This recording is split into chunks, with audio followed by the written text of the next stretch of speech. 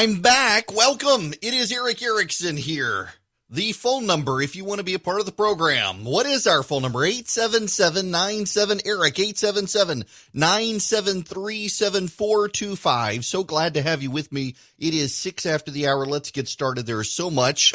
Man, we got to catch up on a bunch of stuff that happened while I was gone last week. We'll get it away. Thank you very much, though, to Alan Sanders for filling in last week. I needed the break, and my producer, he and his wife had a baby. It was all complicated for him to try to cut up best ofs, and Alan was able to be here all week. And I appreciate him and Jim keeping the fort manned while I was away for a week. And would have had Chris Burns probably fill in for a day, except he was with me. So, it was a good time, and I appreciate everybody sticking around. Now, let us get into, first of all, where do I even begin? There's so much. One of the things that I think we need to begin with is the mask stuff. And so I was in Hilton Head, and the mask requirement was mandated by the local authorities in Hilton Head. If you went into any public building, other than a restaurant where you were going to eat, you had to wear a mask. We went to several restaurants, and we did outdoor seating at all except one, and that one promised social distancing, and we couldn't tell, and it was very awkward. And we left and vowed never to go back. We got takeout from there. Everywhere else was public. Here in Georgia, the messaging is muddy. The Atlanta mayor wants everyone to wear masks. MARTA is mandating in the Atlanta area, that is the metro train system, subway system in Atlanta, you've got to wear a mask. The city of Savannah is imposing masks. Here in Macon, where I am, the mayor of Macon-Bibb County, Robert Rickert, issued an executive order encouraging people to wear masks, but saying that he doesn't actually have the power to enforce it due to the governor's order, which is technically accurate. Some stores are mandating it, and essentially what the mayor of Macon is asking businesses to do is to mandate mask wearing in their businesses. And the mask situation we need to confront and discuss very briefly. And the reason I say that is because if you go back to February and March, you had not just the U.S. Surgeon General, but you had Dr. Fauci and the vice president and the talking heads in the media, all of them saying there's no need to wear a mask, that wearing a mask really won't help you with the virus. The people who need the masks are the first responders who need the N95 masks, and and there's just no reason for you to wear a mask. In fact, Zeke Emanuel, Dr. Ezekiel Emanuel helped design Obamacare. He was on Wolf Blitzer's show on February 24th on CNN. And here is what they played a clip of the vice president saying, let me be very clear, and I'm sure the physicians who are up here will reflect this as well. The average American does not need to go out and buy a mask. And Blitzer asked Zeke Emanuel, is this true? And Emanuel says, it's true, because wearing the mask is going to not prevent you from getting the virus. The people who need to wear masks are the people who have the virus. And since most people, I don't know most people, but there are people who have the virus and don't know it, and they're not going to be donning the mask. So the public running out and getting a mask is not going to help. Blitzer says, you can't breathe in the virus. Is that what you said? It doesn't. Emanuel, no, you can breathe in the virus. It's not going to protect you. In general, it doesn't protect you. I think as the Dr. Duchin said, it's got to be very secure. You've got to have an N95 mask that filters out the right particles and could get on your hands, and then later you touch your face. Blitzer asks, if you had an N95 mask, would that protect you? And Emanuel says, I don't think so, and it's not recommended. If you have the virus, that's when wearing the mask is going to be beneficial for patients in hospitals, for example, or patients in long-term care facilities. And remember, the vice president said there are 40 million masks, but, personal protective equipment is also gloves, it's the gown, it's the whole armamentarium that we have. Having the mask is absolutely critical. Running out of them would be a disaster. So the advice in the media at the time was that you did not need to wear a mask. Sanjay Gupta, the medical advisor on CNN. With coronavirus cases rising daily, people are looking for ways to protect themselves. Masks continue to be one of the most common topics we get asked about, and I understand it. After all, people want some sense of control, and wearing a mask is such a tangible thing. But these don't provide lots of protection from viral particles, which can sometimes get around or even through the mask. Think of it as a physical barrier instead of something airtight. You don't need to wear a mask. The Washington Post as well. The Washington Post actually ran a story. Let me see. I've got this from March 2nd. If you're not already sick and you're not a healthcare worker, you don't need to wear a mask, and you certainly don't need to buy every box your local pharmacy has in stock. That was the advice from the media, from the medical community, from the vice president, from Dr. Fauci, from the Surgeon General on down. Everyone was very consistent at the time. You don't need to wear a mask. I mean, the reality is in February and March, the talking point was don't wear a mask, don't hoard masks. Now, Dr. Fauci has since come out and said that one of the reasons they didn't want people to wear masks is because first responders needed them first. But you had the Surgeon General come out in February and say masks won't help you.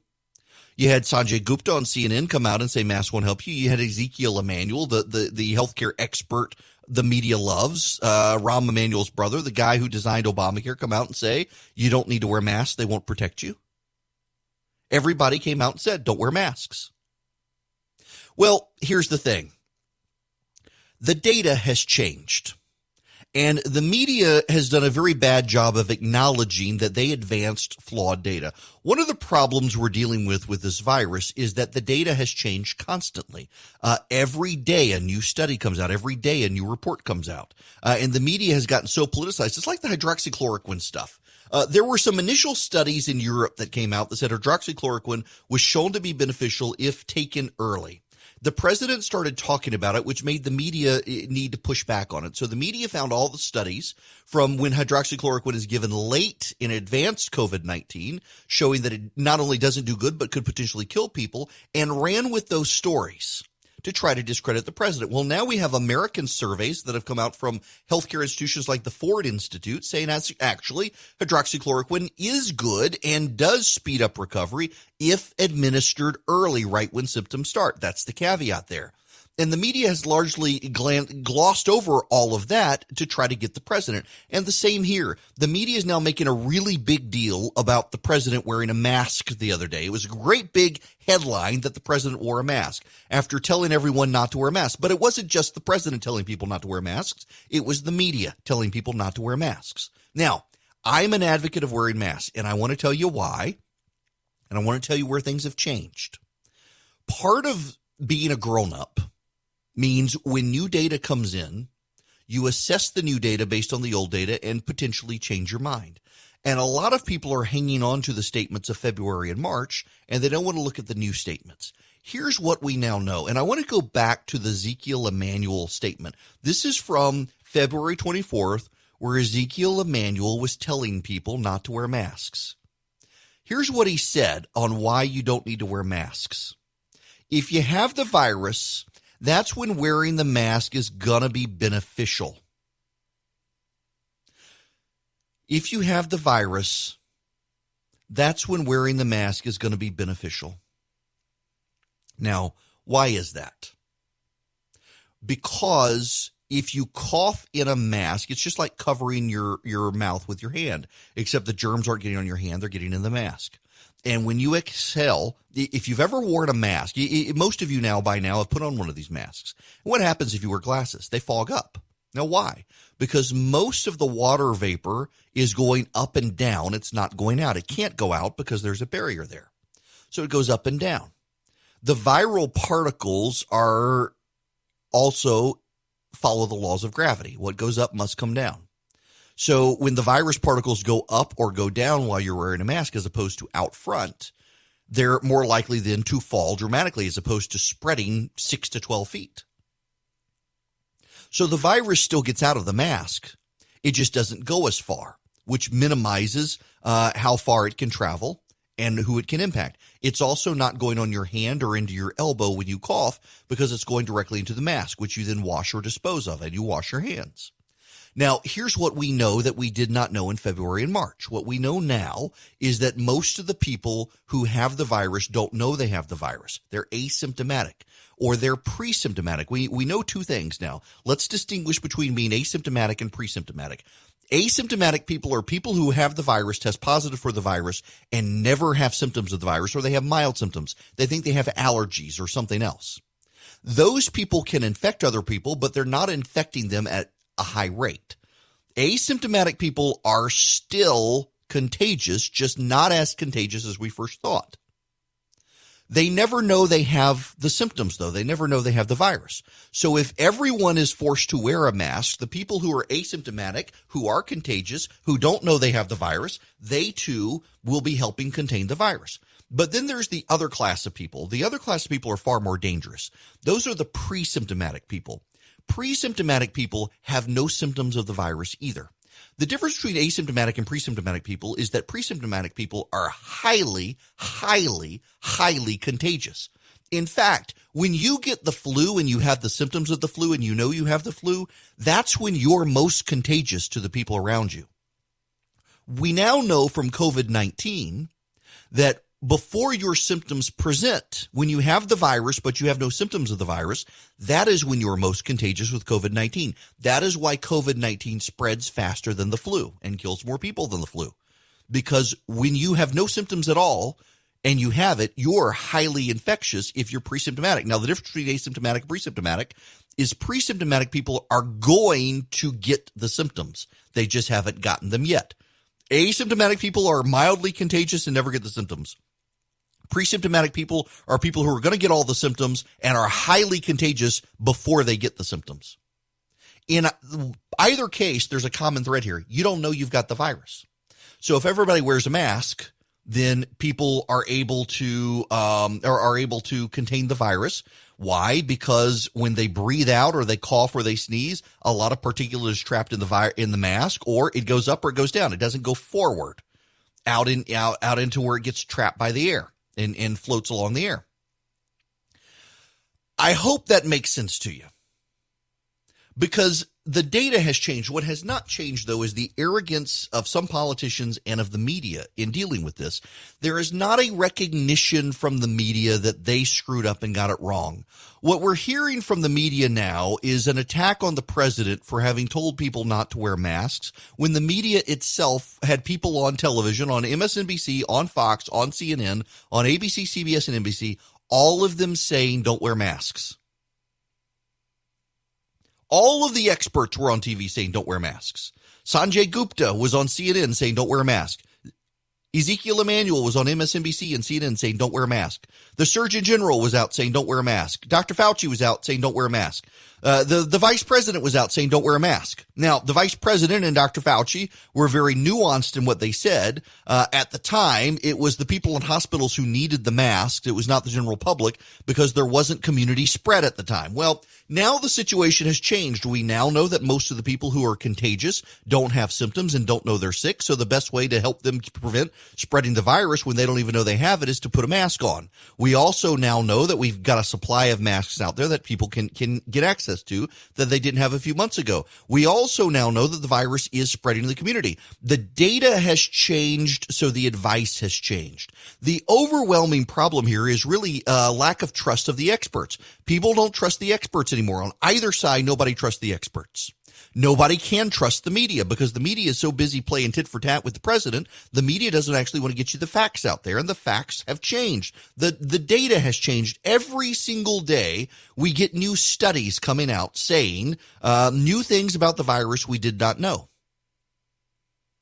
And our job as human beings is to take new data, and based on new data, decide, should we change our minds? There will be some people who never change their minds on masks, but the data overwhelmingly shows that in other countries that have mandated masks, they're doing better than we are. In Taiwan, kids are starting to go back to school and baseball season has started. They've had one person die in the last week of COVID-19. Taiwan has done remarkably well. And you know what Taiwan did? It made everybody wear masks and everybody wash their hands and everybody keep distant from each other.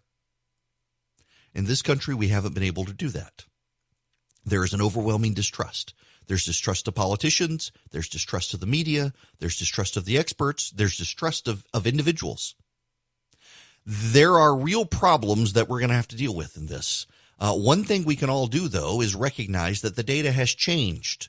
And so the advice has changed. There's not some grand conspiracy here. It's just we know more now on July 13th than we did on February 24th when the vice president and others were saying don't wear a mask. They've changed their mind, and maybe we should be willing to change our minds as well. There's no reason being dogmatic in the face of a virus. Hello there. It is Eric Erickson. Yes, I actually am back, and you can call me. The phone number is 877-97-ERIC, 877-973-7425. Okay. More than one person emailed me during the last segment about the masks in the original advice and the studies that showed that masks weren't particularly effective. Now, there is some level of disinformation out there, some of which has come from a right-wing physicians group saying that masks don't work and the CDC has studied it and masks are bad. And the issue, a lot of it has to do with is cloth masks, the homemade cloth masks. Cloth masks are not as good as the surgical masks you can buy or the copper or silver infused masks that you can get online now. Your standard thin cloth masks that you can make at home don't do a lot of good in protecting you from the ingestion of viral particles. Here's the thing, though. The studies do show that the homemade cloth mask can mitigate you having the virus and expelling it to other people. You got to remember there are two different things that you got to focus on. One is ingestion of the virus. You ingest the virus. The other is expulsion of the virus. You expel it through coughing. There are two different things. A cloth mask, like the CDC studied, and many of the other surgical masks out there that are studied, do not necessarily prevent you from ingesting the virus from someone else. What they do, however, is they mitigate your ability to expel the viral particulate in your water droplets. The virus particles are tiny, but the virus particles do not float out of you on their own. They are embedded within the water vapor of your mouth.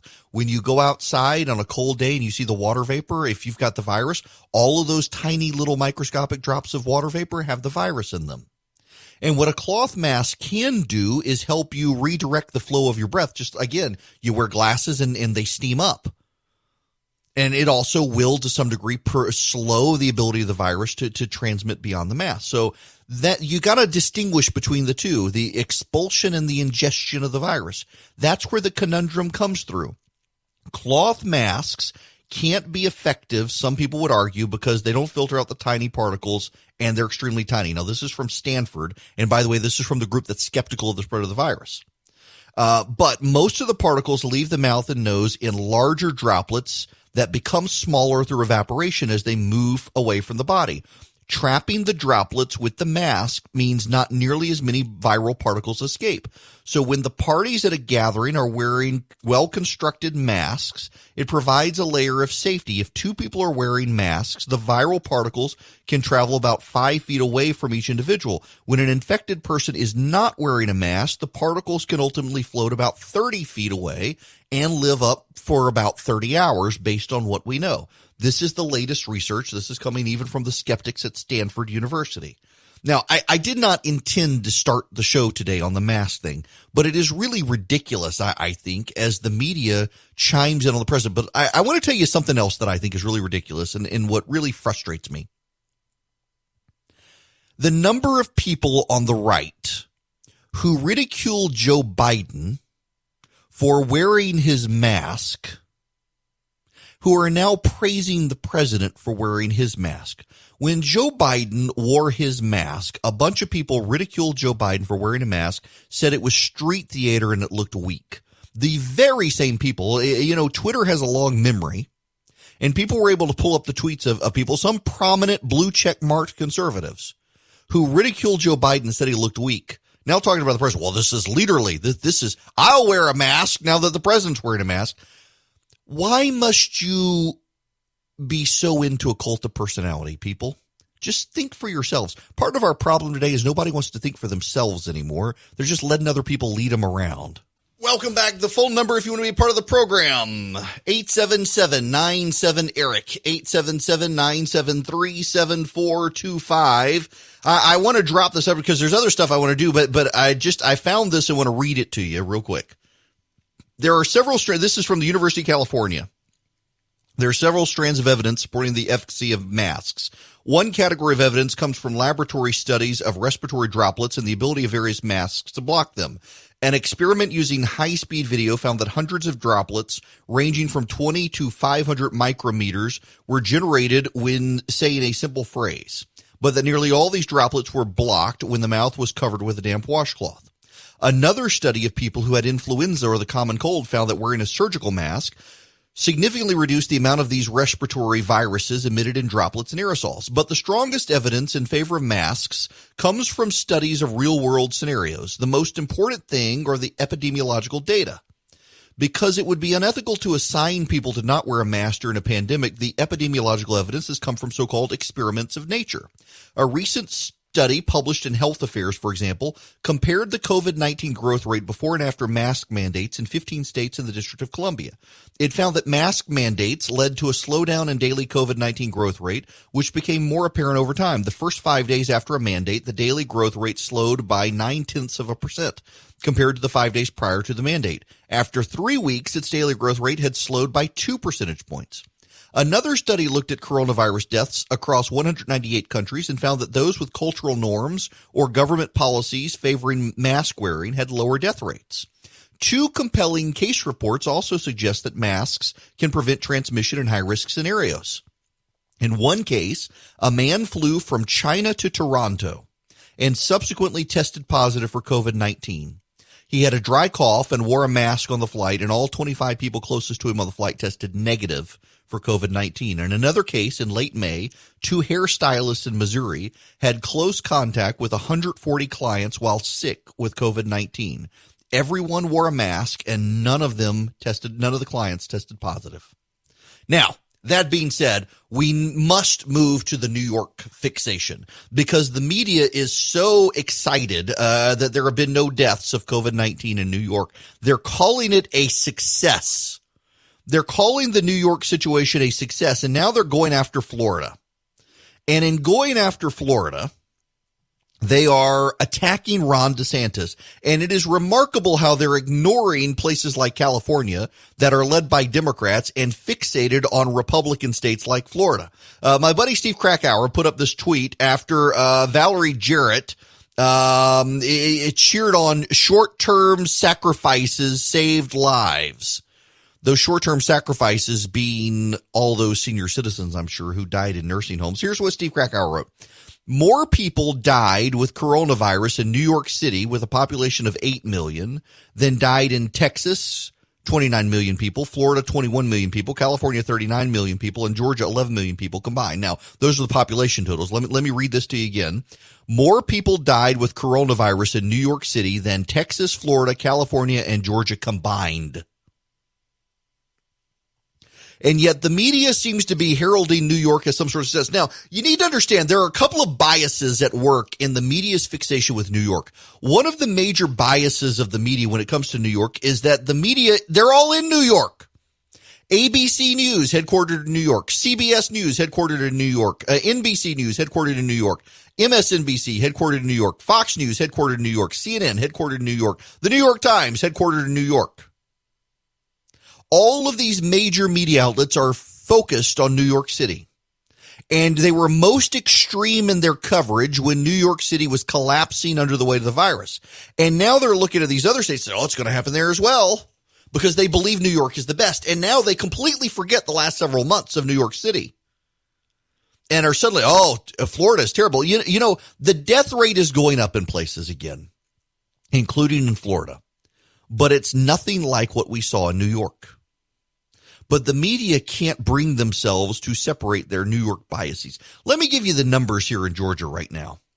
We got 116,926 cumulative confirmed cases. But you know what? That's not the total number of cases in the state right now. There are several thousand cases in the state right now, but it's actually, we're doing better. Overwhelmingly, the people who are dying continue to be above the age of 65. The people who are getting the virus right now tend to be young people, and the data is not good. So the 7-day moving average is delayed a little bit, and the high point of the 7-day moving average in the 14-day window that we have is June 29th. There were 3,849 new cases that day. The next day, 3,753. Now, when I left on vacation, the high point was 3,000. No. I'm sorry. The high point was 2,956 cases. We are since gone up into the 3,000s.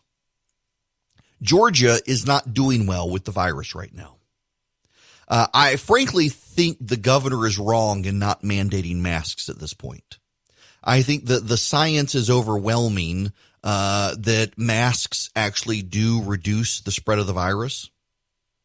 And I think we really should. And there are a lot of people who will say, wait. California, the governor mandated masks and the virus still escalated. Yes, the virus is still escalated in California, overwhelmingly among people who weren't wearing masks despite the governor's order. I think actually committing to wear masks is going to save people. But that should not overshadow the fact that the media has been doing a remarkable damage control for Andrew Cuomo in New York, largely avoiding a discussion of anything related to New York that could make New York's governor look bad. They're perfectly willing to throw de Blasio under the bus. It is mind-numbing to me. While I was gone last week, Bill de Blasio, the mayor of New York, while I was gone last week, announced that they would allow Black Lives Matters protests in the city, but nothing else. No large gatherings except Black Lives Matters protests, which, by the way, is unconstitutional. You can't distinguish one gathering and say we can have this because of historic racism. We can have these protests, but we're not going to allow large gatherings of other people. He's been systematically rounding up Jewish residents of New York who have dared to pray together. The media has largely given de Blasio a pass on all of this stuff because, again, they don't want to make Andrew Cuomo look bad. They don't want the fallout to touch Andrew Cuomo. Andrew Cuomo goes on Chris Cuomo's show and gets these softball interviews, and no one really wants to focus on how bad the situation was in New York and, frankly, how remarkably better the situation is in other states, including Florida. There have been over 15,000 new cases of the virus in Florida in one day, yesterday. The high water mark in Florida. And you know what?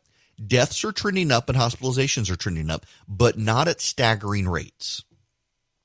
In fact, in some of the places, in some of the places out there, in Texas, for example, where hospitals are being overwhelmed, what they're finding is hospitals are being overwhelmed in border areas of Texas where the fallout from the Mexican viral situation is impacting the hospitals in Texas. As people cross the border to try to get medical treatment in Texas, they're filling up hospitals. Are there other hospitals in Texas that are filling up? Yes. In the Dallas and the Houston area, yes. The problem here is that no one wants to give real perspective on the virus. Everybody's in their tribal side, and the media is on the tribal side of Andrew Cuomo and the Democrats. And everything outside of New York City must be portrayed in the worst possible light, and everything in New York City must be portrayed in the best possible light. In the same way, a lot of the president's supporters wish to dismiss the virus and say it's no big deal, when it's actually far worse than they would acknowledge, but far less bad than what the media would acknowledge. I mean, listen to this media montage we got together of how the media is still covering the virus. Governors across the country in some of these hotspot states that it's good news, that it's just younger people because they have a better survival rate. That is a fallacy. The president also points out the coronavirus death rate is down. That's true for now. But the death toll, you can't celebrate it right now when you're seeing people heading into the hospital. Because we've seen this story before. In some ways, it never really ended. In a lot of ways, it is worse than ever. And of course, as we see younger people infected and going into the ICUs, it spreads to older populations. That death rate will change. These people go home. These people infect their parents and their grandparents. Those people get sick. They end up in the ICU, and they either die or they take it from somebody else that could have used it. So actually the virus has become more dangerous because it can infect more people. It's more easily able to take root into communities. So it's changing in a worse way. This is going to be catastrophe upon catastrophe. And just to say, hey, look at the death rate now is extremely superficial. Does the U.S. need another stay-at-home order? If the virus continues to rage like this, we have no choice. The White House and their calculation, this is about trying to instill a sense of normalcy. Then we all know that life can't really feel like it's back to normal. Americans can't feel that they have the virus under control. We have absolutely zero chance, and by zero chance I mean zero, Z-E-R-O, zero chance of moving past this with Donald Trump in that job.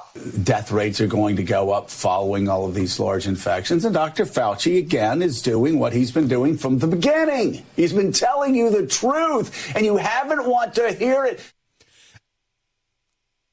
That's Joe Scarborough there at the end. I would just note that Dr. Fauci was one of the people who early on told us not to wear masks. Dr. Fauci is not perfect. In fact, the administration is turning on Dr. Fauci to some degree as Dr. Fauci's got a little more vocal about the virus. Admiral Brett Giroir, who is a great interview, I talked to him a couple of weeks ago on this program. He wants to get kids back into school, and he's been saying that, Dr. Fauci covers one aspect of this. The big debate here is about getting kids back into school. Listen to Brett Giroir. I want to emphasize, I'm a pediatrician. We have to do this safely, but kids not being in school risk their social and emotional health, risk many people with nutrition, the recognition of child abuse, child sexual abuse. It's really important to get kids physically back in school, but we do have to do that safely. And the first thing we need to do is we need to get the virus under control. When we get the virus more under control, then we can really think about how we put children back in the classroom. We know from other countries that particularly young children do not seem to spread the virus. We know they don't get sick. So we're learning a lot from looking at Sweden and Finland and Japan about how to do this safely. So it is a health reason to get them back in school, but it's got to be done carefully. The CDC guidelines are good. And the guidelines aren't changing this week. These are more guidelines that are amenable to school districts actually implementing them. The CDC guidelines tend to be a little bit academic and long. These are going to be much more concise so people can really follow them and understand them. Brett Giroir is a good guy, and he is a pediatrician. And people are freaked out about sending their kids back to school. We're concerned about sending our kids to school. I think most parents are. And in fact, there's polling out of Texas today that has Joe Biden ahead of Donald Trump. Now, I don't actually believe the polling. It's summer polling, and summer polling has a Democratic bias. It actually does. And I don't mean that as a partisan. Historically, polling in the summer does tend to skew towards the Democrats. Republicans are on vacation. They're not answering the phone. There are reasons for it. But the trend lines are there to show Biden surging in places like Georgia and Texas and elsewhere. We'll get into in the next hour. Overwhelmingly, it has to do with the virus, and parents worry for their children. Parents worry for their children. Will they be able to go back to school? Will your kids be safe? I would note that the American Academy of Pediatricians has come out and said that we need to get kids back into school, particularly elementary school kids.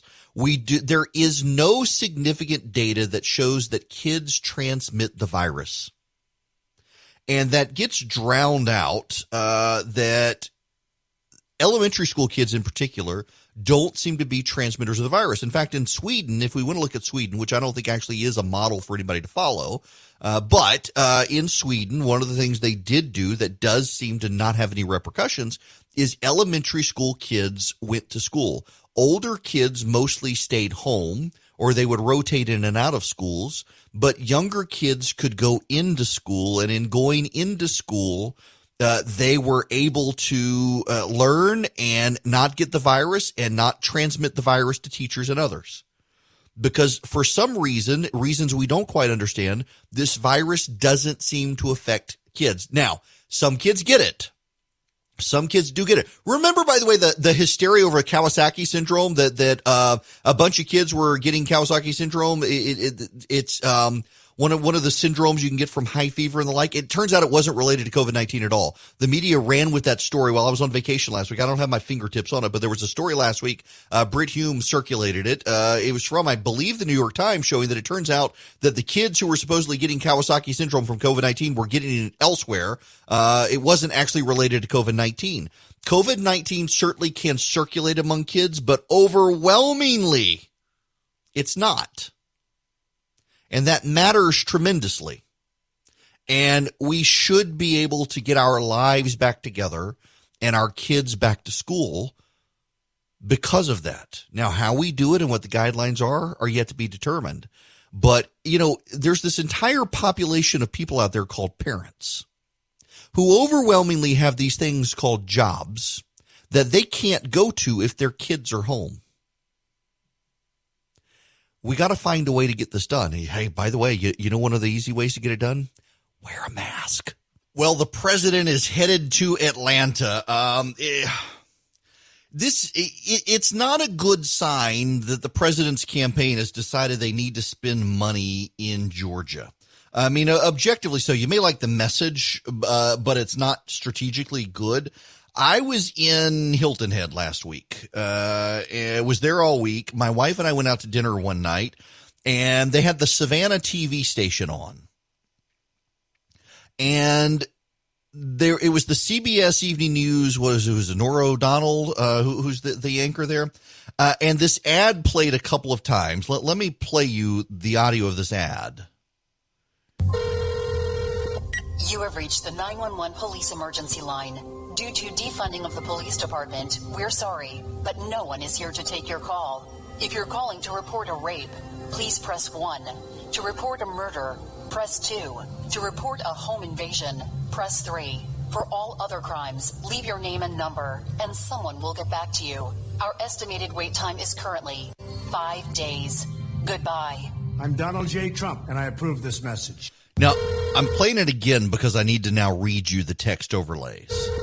You have reached the 911 police emergency line.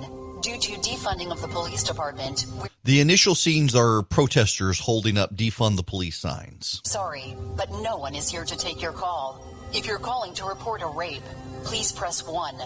And then there are scenes of the riots. Press 2. To report a home invasion, press 3. People smashing windows of stores, and then it says Joe Biden supporters are fighting to defund police departments. Violent crime has exploded. You won't be safe in Joe Biden's America is the tagline at the end. Okay, there are a couple of things here, and I want to spend a little more time on this in the next hour, but it is Georgia should not be a swing state. That the president's campaign is spending money in Georgia means it's not spending that money in Iowa, Michigan, Pennsylvania, Wisconsin, Arizona, or other state, Colorado, North Carolina, Florida. He's spending it in Georgia. There are three things that candidates have: time, talent, and treasure. You have a fixed amount of time. You know when the election is going to be in November. You have talent, and your talent, you can hire and fire people to run your campaign. And you've got treasure. And that treasure is of a limited sum. And right now, frankly, the Democrats are raising more money than the Republicans. So every dollar that Donald Trump spends in Georgia is a dollar he cannot spend somewhere else unless he takes some of the talent from his campaign and reassigns them to raising more money to then spend everywhere else. And those people then reassigned don't have the time to spend on what they were otherwise going to do. So running an ad in Georgia, you may like the message, may think the message is effective, but it's a bad sign that he's having to run ads in Georgia. The president is coming to Georgia this week. That, too, is not a good sign. The last major presidential visit during a campaign year of a president was when was it? Was it Bill Clinton coming through? In 96, it was at play. I mean, George W. Bush made visits. Every president has made visits. Barack Obama has come as well to do fundraising, but not explicitly in campaign years to campaign to try to get votes. Barack Obama didn't bother because he knew Georgia wasn't in play. Mitt Romney didn't bother because he, too, knew Georgia wasn't in play. They would come for fundraisers to raise money from donors in the state, but they wouldn't do big swings through the state. The president's coming to tout his transportation agenda in the suburbs. It's a message designed for suburban mothers. Suburban mothers right now are more concerned about getting their kids back to school and whether or not the virus is going to spread. There are certain things that need to be done along the way. Now, all that said, we got a lot to get to in the next 2 hours. I'll take your phone calls as well. 877-97-ERIC, 877-973-7425. But I got to call your attention real quick to this story from CNN. Let me just read you the headline. Nicole Thea, 24-year-old YouTube star, dies along with her unborn child. YouTube star Nicole Thea has died at the age of 24 along with her unborn baby. The London-based influencer's family confirmed the news on Sunday in an Instagram post, stating that Thea's unborn son had also died. The cause of death is not yet known. When are the pro-abortion activists going to assail CNN for this story? When are they going to come after CNN for this sort of stuff? Because is this not a recognition that a child has died? Not a fetus, not a clump of cells, but a child has died. Really disrupts the whole abortion message over at CNN. Hello, welcome. It is Eric Erickson here. Remember me? Glad to be back with you. The phone number, if you want to call in, we're actually taking your phone calls, whether I want to hear from you or not. You're allowed to call in, 877-97-ERIC, 877-973-7425. The Washington Redskins have announced they are abandoning their name. The Braves, by the way, are not abandoning their name. The Braves are not abandoning their name. They are considering whether or not to get rid of the tomahawk chop, which they should not do. I am a fan of the tomahawk chop, and you're not going to get people to stop going to the TP doing the tomahawk chop. And by the way, just full disclosure here out of the gate, I refuse, and I'm trying not to use profanity on this radio program, I refuse to call it Truist Park. I will not do it. That is the stupidest name for a bank ever. Truist Bank. You take SunTrust Park and you name it Truist, and you claim that it was focus grouped. You people are a bunch of lying crooks. It is, I will call it the TP, not Truist Park. And you go watch the Braves at the TP. That is what we're going to talk about. Now, I want to focus on Georgia momentarily. I want to tell you, if you weren't here in the first hour, I am going to disagree with our governor, who I very much respect and like, but I think it's time to mandate masks in Georgia. The cities are doing it. We're getting back into this weird area where every city is acting differently. It's confusing everyone. The governor does have statewide guidance, but at this point, I think that the body of science shows that mandated masks actually do help curtail the virus. We need to curtail the virus, but we got bigger fish to fry. I want to play you this clip. This is from Fox 5 in Atlanta on a voter registration issue. When Ron Timms checked his mail Wednesday, he found something for Cody Timms. Cody doesn't get much mail. Cody is a cat. He died 12 years ago. The family keeps his ashes in this green container. A great cat, indoor, outdoor. Loved his family, loved the neighborhood. He was 18 and a half when he passed away. So the Timms were surprised and a bit amused when they saw what came in the mail. We have a voter registration application for Cody Timms. It even came with a return envelope. How'd this happen? I mean, it's not reality. He's a cat. Here he is. And he's been dead for a long time. Yes. Okay. I out of respect for the you cremated a cat and got no. Okay. Well,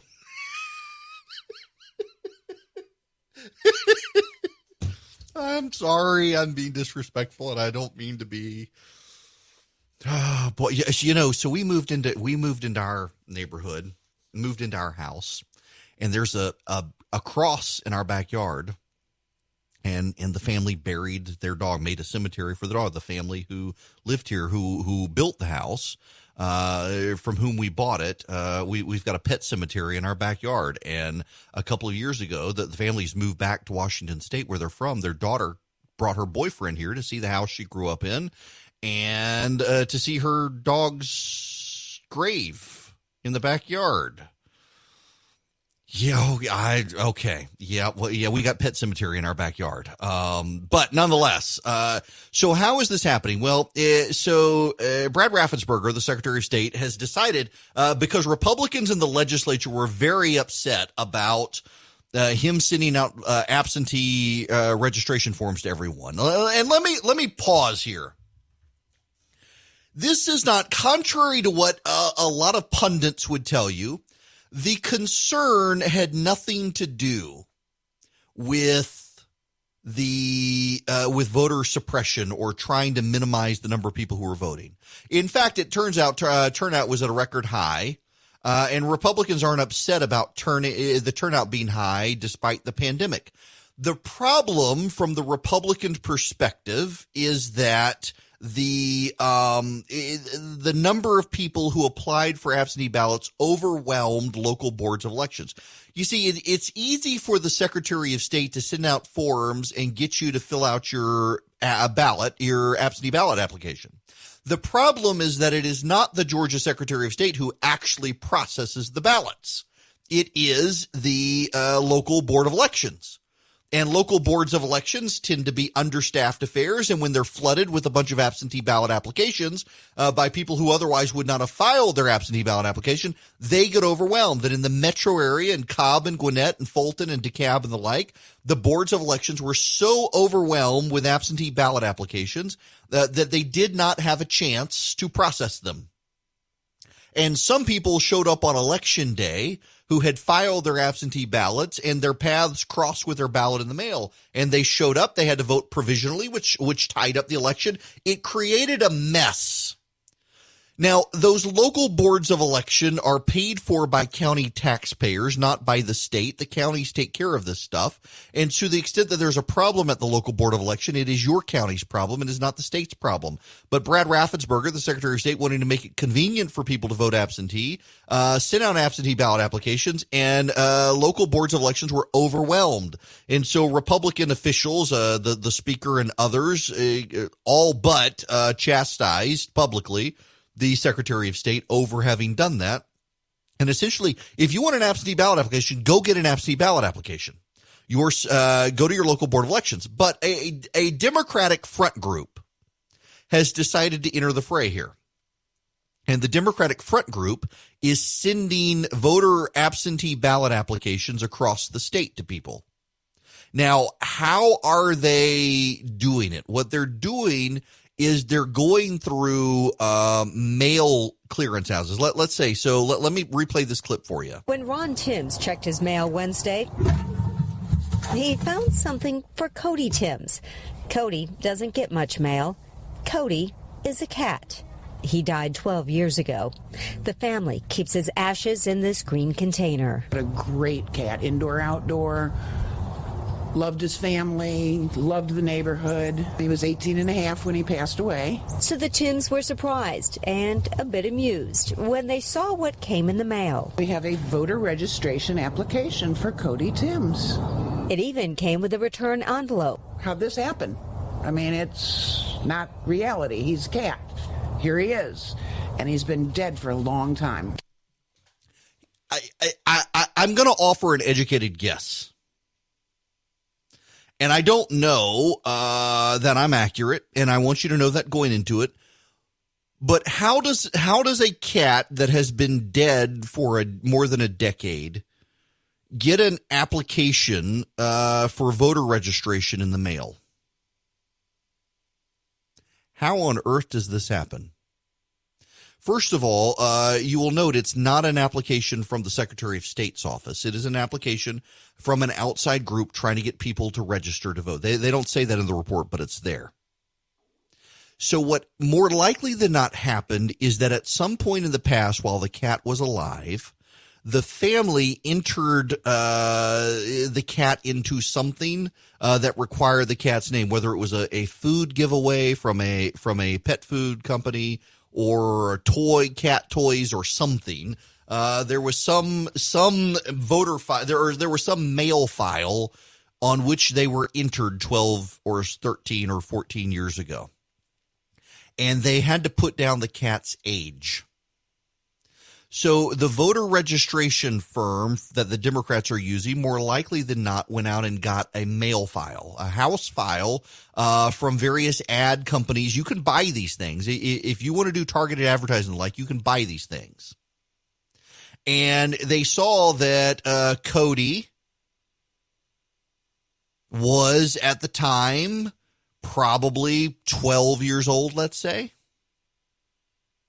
And you fast forward, that's 12 years ago. So Cody is now over the age of 21, can definitely vote, has never filed a voter registration. They've cross-referenced. They know that family still lives there. They've got the name of that person, Cody, tied to that house. They don't understand that it's a cat because it was entered into a mail file. The family was probably getting mail for Cody the cat 12 years ago from something they entered the cat into. They probably don't even remember having done it that long ago, and yet the mail file has never been updated. Many of the vendors who build mail files never bother to update the mail files, and they sell the mail files to political campaigns with outdated information. They make a killing doing it. So the political campaigns bought the mail file, realized that, hey, here's someone, Cody, 12 years ago was 12 years old and would definitely be of voting age now. Let's get that person registered. So we're going to send them a voter registration or an absentee ballot form. Now, in this case, it's a voter registration form to try to get him registered. That's more likely than not what happened. Y'all don't understand how much of your information is accessible out there. And I think people are increasingly aware of it because of Facebook and Twitter and Google and the targeting of ads. So we went to the beach last week. We were in Hilton Head last week. And Chris Burns, who fills in for me sometimes, the president of Dynamic Money, they were with us for vacation. And he and my father-in-law were talking about a financial management firm. My father-in-law could not remember the name of the firm, nor could Chris. And ultimately it came to them. And shortly thereafter, Chris started seeing ads for that financial firm on social media. He's like, how did this happen? Well, the theory, the way it's been explained to me by the people at Facebook, is what happens, whether you're on Twitter or Google or whatnot, you enter a Google search. You can't remember something. You're thinking neither he nor my father-in-law could remember the name of this firm. It finally came to them. What probably happened is, I'm guessing it was my father-in-law, Googled to remember the name of the firm. My father-in-law and Chris both shared the same wireless IP address because they were on a wireless network at this rental house. Someone from the rental house had entered the name of that firm. That firm does aggressive social media marketing. And as a result of that, 1 and 2 were connected. Clearly, people are interested or talking about this firm. We're going to now display it on social media when they go to it. And so Chris saw the ad. But I suspect there's more to it than that. And the reason I suspect that is because my wife and I were at dinner on Tuesday night. And I mentioned while at dinner to my wife the website Shopify. Our daughter wants to sell some stuff online. She doesn't want to use Etsy. I mentioned Shopify is possibly an option. And I'm now seeing Shopify ads at Instagram. Now, I did not Google Shopify, nor did my wife. And there are a lot of people who are increasingly of the belief that the advertising companies, the social media companies, are listening to our microphones on our phones. And I suspect most of you have had this experience where you have talked about something and suddenly you see ads for it. Now, there's something called the Bader-Meinhof phenomenon where you hear a word that you haven't heard before and suddenly you hear it all the time. And this applies there as well. You talk about something and suddenly you're seeing ads for that. You've probably seen ads for it before, but now you're hyper aware of it. And that's what the ad companies will say. But it's just far too darn coincidental that so many of us engage in conversations and then suddenly start seeing ads for stuff. Like my wife. So I've got a Rectech grill now. I love my Rectech grill. In fact, I smoked a brisket for 20 hours. We took it to the beach. It got devoured on my Rectech. I love it. But my wife now, because I was searching RecTech so much and then bought RecTech, my wife now, because we have a shared wireless IP address, now sees RecTech in her ads on Facebook and Instagram. It drives her bananas. If I start talking about something and seeing something and researching something, she sees the ads for it. It's very hard to surprise her now because she realizes what's going on. And it's starting to make people really skeptical of privacy. Well, your privacy has been exposed long before the internet. All the internet has done is made it easier to be able to get access to all this stuff. Mail houses for years have sold your information to political groups. So, for example, the Republicans and the Democrats know if you're a member of the NRA. They know what cable channels you tend to watch. They know what magazines you tend to buy. They know if you buy newspapers. They know where you buy your gas. They can track all of this stuff. All of this stuff is readily available for sale for them to enter into databases to build a psychographic profile of you. A psychographic profile just tells them in detail who you are. So if they want to go out and the Republicans want to send an ad that specifically targets gun-owning pro-lifers who shop at Kroger, they can do it, because they can pinpoint you that precisely. And the Democrats can do the same thing. The Democrats want to find an anti-gun Subaru driver who shops at Aldi. They can do it because they got all of that information in voter files. You are exposed, and so is this cat who got a voter registration form from a Democrat who probably they bought a mail file and they wasted their money on this information because it clearly hadn't been updated from wherever they got it from. So a week ago today, Charlie Daniels died. He's been fascinating to interact with on social media. We've interacted a few times in the past. A wonderful, decent man. Happened Monday last week when I was on vacation. I'm sure all of you know the song "The Devil Went Down to Georgia." Heck of a fiddle player he was. And I wanted to note his passing last week while I was gone. Good man. So I wrote something this morning, and it'll make a lot of you very mad. And I left feeling very strongly before I went on vacation. I knew I needed a break. Because I'm kind of tired. We used to have news cycles that moved at such speed that you could not speed up. You couldn't slow down. The news just came at such a rapid pace, and then suddenly we got into the virus, and everything just ground to a halt. And it's been bothering me. And the two sides fighting with each other constantly over the dumbest stuff has been bothering me. And I went on vacation. I kept my mouth shut and I stewed over it for a week, and it just got stronger and stronger. The feeling got stronger and stronger. And I just think that,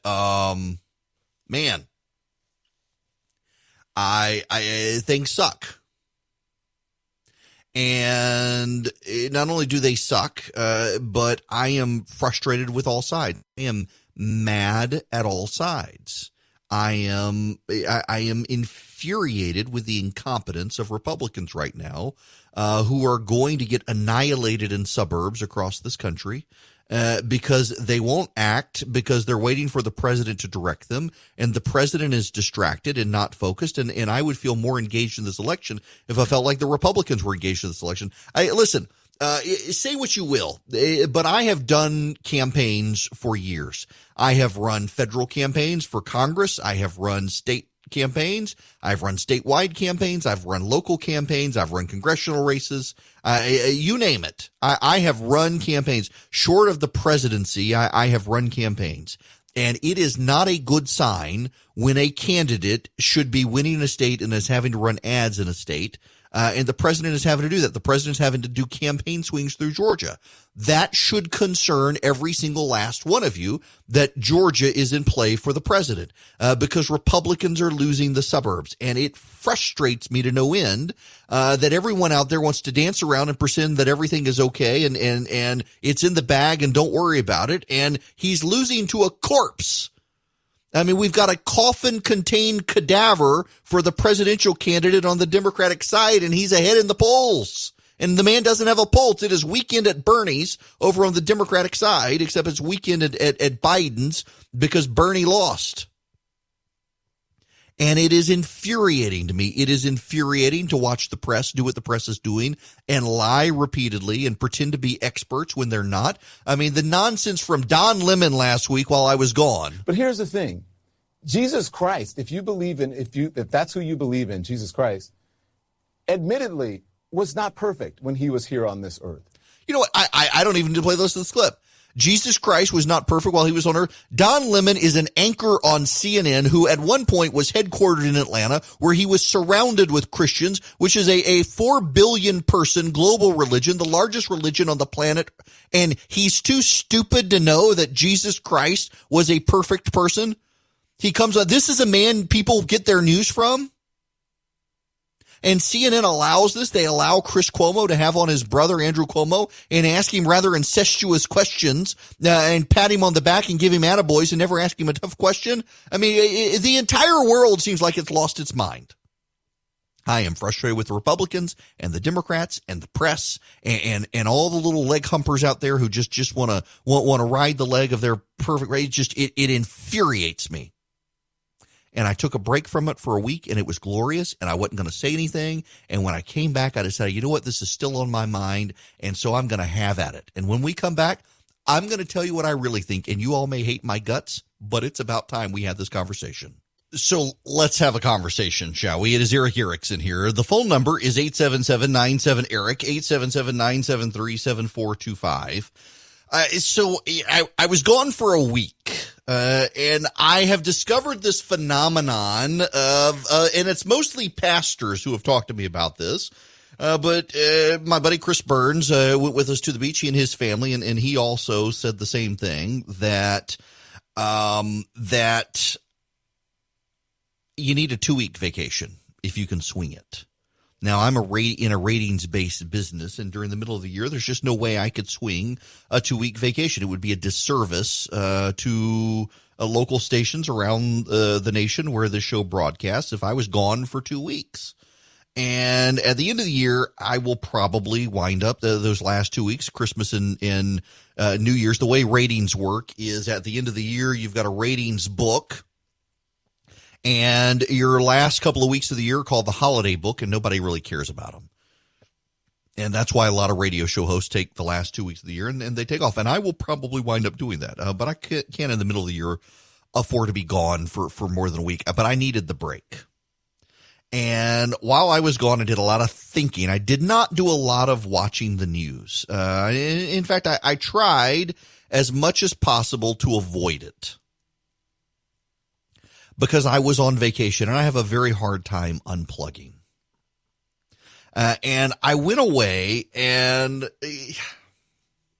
I'm still struck by my interview with John Bolton. That's where I am here. Let me start with that. If you weren't here for my interview with John Bolton, in fact, I don't even know that I wound up playing it for you guys,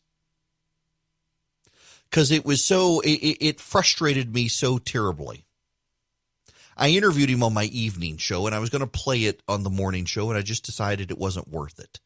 And the reason it wasn't worth it is because I was bitterly disappointed in John Bolton. So he wrote the book, The Room Where It Happened. And in the middle of the book, John Bolton writes about the president learning that China essentially is running concentration camps for the Uyghur population of Western China. And that the president so wants a trade deal with China that the president decides to undermine American efforts for sanctions against China for running concentration camps. And now, turns out, by the way, that the data doesn't back that statement up. The president did take some action and did allow sanctions to go forward regarding that stuff, contrary to what Bolton said. But I asked John Bolton to explain why he left. And he said that he left because he had done his best to steer American foreign policy with the president, but the president decided he wanted peace with the Taliban, was inviting them to Camp David, and that was too much for John Bolton, and so he left. So I asked John Bolton then to go into the China stuff and explain who the Uyghurs were and what was happening to them, and explain the horrible situation. There's forced sterilizations. There's slave labor camps. People die. There's a surveillance state. And I asked him, why wasn't that the bridge too far? Why didn't you leave there? If you know the president is turning a blind eye to concentration camps, why wasn't that enough to get you to quit? And his response was essentially that you can't judge him unless you've walked in his shoes. And some people wanted him to stay. Some people wanted him to leave early. Some people wanted him to leave later. You can't really judge his point of departure. And I was thinking, you know what? You want us to do that with the President of the United States. You want us, based on your word, to judge the president whose shoes we haven't walked in. And when I asked him about that, he's like, well, you can't judge me. And I had always respected the guy. And I always thought he was kind of one of the bold people out there. And realized what a charlatan he is. And it kind of left me frustrated in that I essentially think a lot of the conservative movement these days is full of hucksters and grifters and con men trying to profit off of you. And many of you don't even realize it. And many of you buy into it. And it just frustrates me that I see this and so many other people don't. And it also frustrates me that we have a president of the United States who, not in times of crisis, has actually been a good president. Tax reform, the economy, all these things were good. But in crisis, character is revealed, and the president who really doesn't have good character will realize he doesn't really fit for crisis. And you can be mad at me for saying this, but we've got a virus that is running amok in this country, that is causing parents heartburn over whether or not their kids can go back to school, that is killing people, that is spreading across the country. And there's so much disinformation coming out on all sides, and the president could be bold and clear, and he hasn't been. It's been way more self-interested. And frankly, I think if the president could exercise real, strong, and bold leadership right now with this virus, the president could handily win re-election, and he's not doing it. And it's not just the president, it's his administration. It was in February and March that his Surgeon General said we shouldn't wear masks, and now suddenly the Surgeon General wants you to wear a mask. But my real problem isn't actually with the president.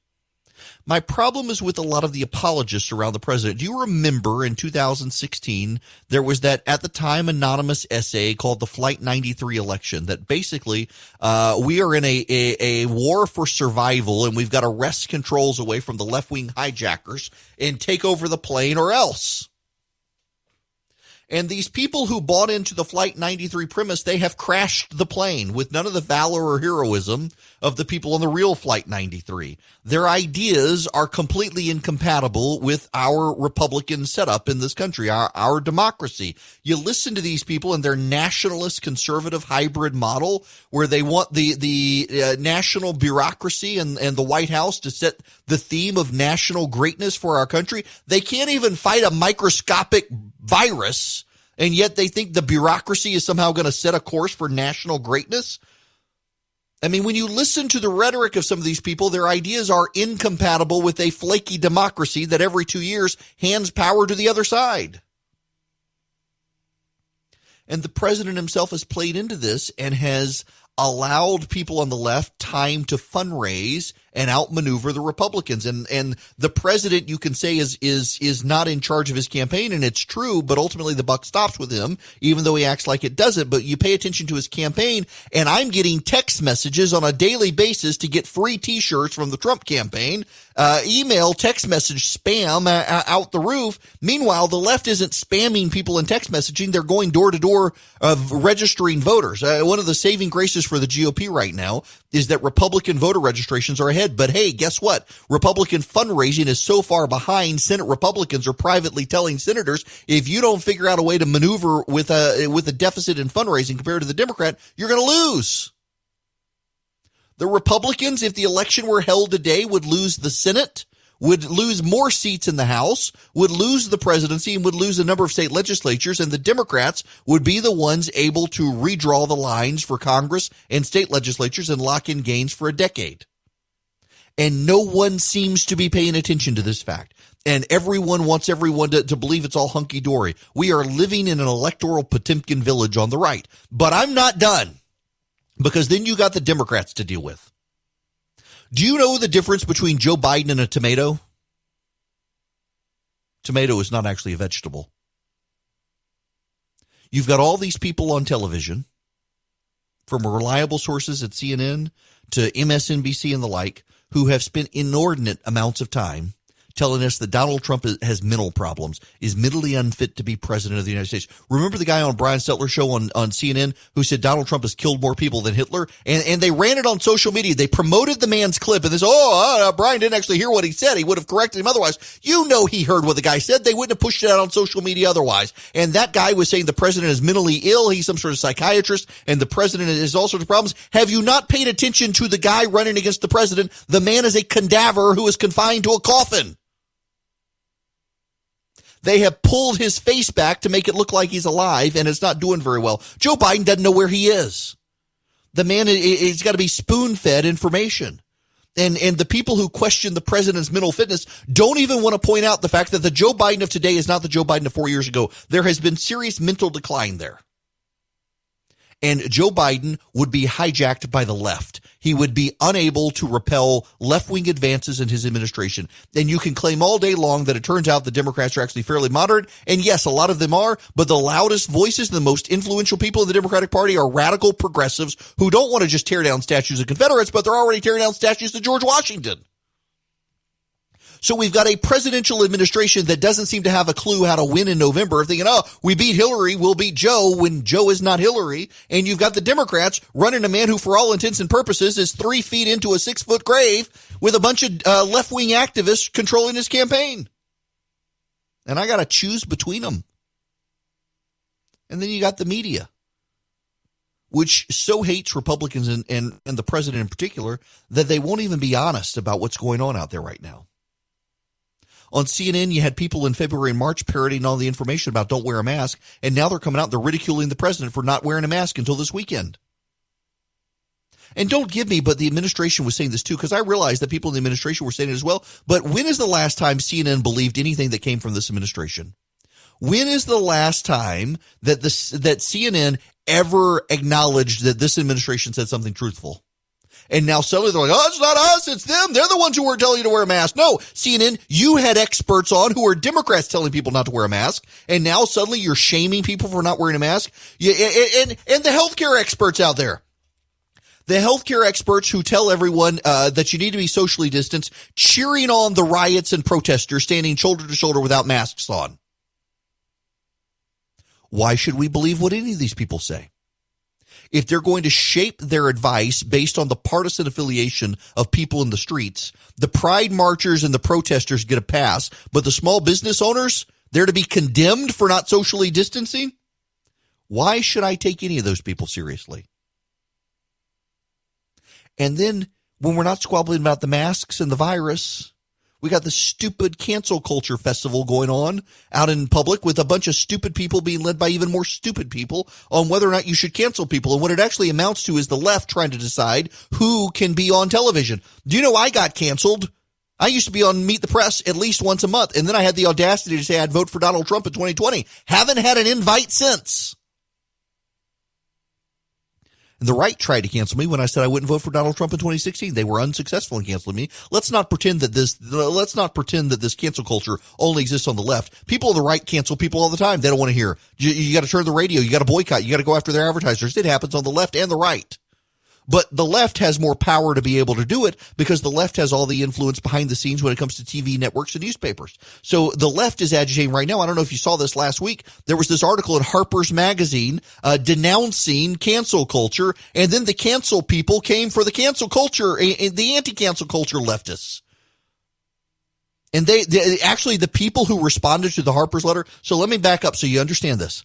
There was a letter in Harper's Magazine. No one reads Harper's anymore, but they put a letter in Harper's Magazine. J.K. Rowling and 100 some odd other academics and leftists, all of whom were against cancel culture. So a bunch of people responded with their own letter saying cancel culture isn't real and then refused to put their names on it lest they get canceled. and wanted to shame the people who were opposed to cancel culture. This is the stupid leading the even more stupid.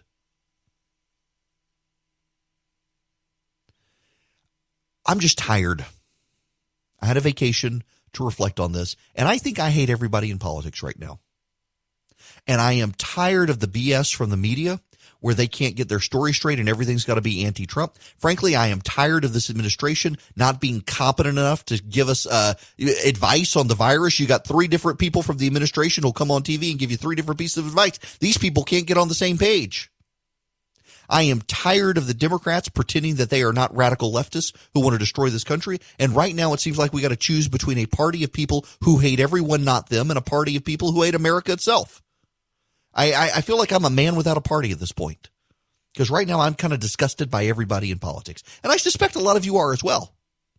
And I suspect a lot of you kind of resent having to cheer on a political party that doesn't seem like it even wants to win in November. You know, I'll tell you the only thing that really matters right now is what you are actually doing in your life. Too many people on both sides of the aisle, and this is why we are where we are, I'm convinced of it. Too many people on both sides of the aisle have abdicated their responsibility and sent it off to Washington, D.C., and decided to let Washington, D.C. decide everything. And the fights are all over Washington, D.C. And if you haven't paid attention, Washington, D.C. is pretty incompetent these days. And nothing gets done in Washington. And we would be way better off if we all decided that we would take responsibility for ourselves in our local communities and try to improve our local communities instead of waiting for Washington to fix anything, because Washington isn't going to fix a thing. On the right and the left, we are surrounded by incompetent morons who are grifters and hucksters and trying to make $1 off of you by whipping you to a frenzy off grievance culture. No one wants to be honest with you anymore. No one wants to tell you the truth. And the media is all about defeating the president. They could care less what the truth is. If the truth might help the president, they'd rather give you the lie. And I am just deeply frustrated by all of it. And I took a week off, and I wasn't going to say anything. And every day that went by of me being off, I thought, you know what? I'm going to say something. And finally, here's your day. I'm back from vacation, and I'm doing my reset here and telling you what I think. What I think right now is that it all sucks. But you know what? It's going to get better. It will. It has to, because Jesus is coming. Oh, all right. We got to get on to other stuff. Well, what the heck has happened with Kelly Loeffler and the WNBA? I'm trying to get up on the story. She's going to join me this evening, and then I will re-air the interview for you guys in the morning. So she is upset. She's picking a fight over the Black Lives Matter situation. I got to tell you guys. And I don't want to be a broken record on this, but none of you should support the organization Black Lives Matter. You just shouldn't do it. It is a Marxist organization, and I don't say that lightly. It is a Marxist organization, and that people are being shaken down in support of it. And this is where Loeffler is raising concerns. Loeffler is she is frustrated with the WNBA essentially supporting Black Lives Matter, the organization, not the statement, but the organization. And let's be clear here, she is doing this as she and Doug Collins both are taking a very clear law and order stance. Both of them, and I want to get into what's happening in Atlanta when we come back. I want to spend more time there than I've got now. But Doug Collins and Kelly Loeffler are both doing the hardcore law and order bit. And you know, my suspicion is it's going to work. So I mentioned to you the data showing right now the president is not doing well in Georgia. Frankly, the president is not doing well in Texas. I don't believe the polls that have Joe Biden ahead in Texas. But he's not doing well in Texas, the president. And it has to do with suburban voters. But here's the most interesting data. Republicans not named Trump are doing better than the president. And in so doing, they're distinguishing themselves. Those Republicans who have identities of their own are not being blamed by voters, and those whose identity is joined at the hip with the president are being blamed by the voters. There is right now, whether you want to believe it in your circle of friends or not, there is some backlash in the suburbs to the president, and it has the Republicans in the state of Georgia concerned. And you have got behind the scenes a number of Republicans in the state privately whispering that they are afraid that Republicans in the state of Georgia could lose the House of Representatives because suburban angst against the president is that bad right now. And I talk to these people regularly, and the polling they're seeing is terrible. It is recoverable, though. And what I keep telling everyone is that it's July 13th now. It is July 13th. And since July 13th, or from July 13th until November 3rd, we've got plenty of time for the president and his team to turn this around. The question is, do they want to? And increasingly, there are Republicans who are frustrated with the president's team acting like they're cashing in and not actually trying to get the president to win. I still think we need a campaign shakeup for Team Trump moving forward. I think we need one. When we come back, though, let's focus on Georgia. Hello there. It is Eric Erickson here. It is 6 after the hour, the third hour of the program, and I want to focus on Georgia. I've been gone for a week and haven't had the opportunity. So here we go. Welcome. The phone number, if you want to call in, 877-97-ERIC, 877-973-7425. As you are undoubtedly aware,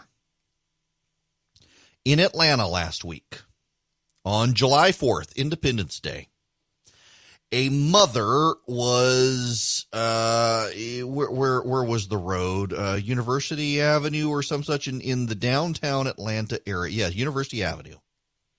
She had pulled off the interstate and was attempting to turn around in a parking lot across from the Wendy's where Rashard Brooks died. And she went across a makeshift barrier that protesters had made, and they opened fire on her and killed her 8-year-old daughter, who was headed into the third grade. The police had abandoned the area. And who could blame the police for doing so? It wasn't just that, though. We also have a situation in the state where the governor had to call out the National Guard because the law enforcement building on the southeast side of Atlanta was ransacked by protesters. The Department of Public Safety's headquarters, it's in southeast Atlanta. A large group ransacked it, smashed the windows, and damaged an office with a homemade grenade. So the governor deployed 1,000 National Guard troops to Atlanta to protect the state capitol, other government buildings, and the governor's mansion. And the mayor of Atlanta is blasting the governor for doing so. But the mayor of Atlanta, who I have complimented in the past for her handling of various things within the city, she has clearly failed. She has failed to keep the people of Atlanta safe, and it's not just her. It is the district attorney in Fulton County as well, has failed to keep people safe. They have degraded and devalued the police in Atlanta to the point the police don't feel safe showing up because they're afraid they're going to get charged with murder if something happens. The police don't want to go to jail and be around the violent felons who would kill the police once they get in jail, all because the police did their job, but the DA running for election and the mayor grandstanding decided to drag down the reputation of the police and go after police officers. The result is that the city of Atlanta now has a crime problem. You know, Atlanta's not alone. New York City is seeing a 57% increase in violent crime year over year from last year to this year. The city of Atlanta has seen it. The governor had no choice to call out the National Guard. It is unfortunate that we got to this point. That 8-year-old girl should still be alive. And the 8-year-old girl would still be alive if the police had cracked down on the protesters taking control of that part of the city. And the police would have cracked down on the protesters taking control of that part of the city had they felt the mayor had their back in doing so. But the mayor did not have their back in doing so, nor did the district attorney. And it escalated to the point of an 8-year-old being gunned down by protesters, violent protesters.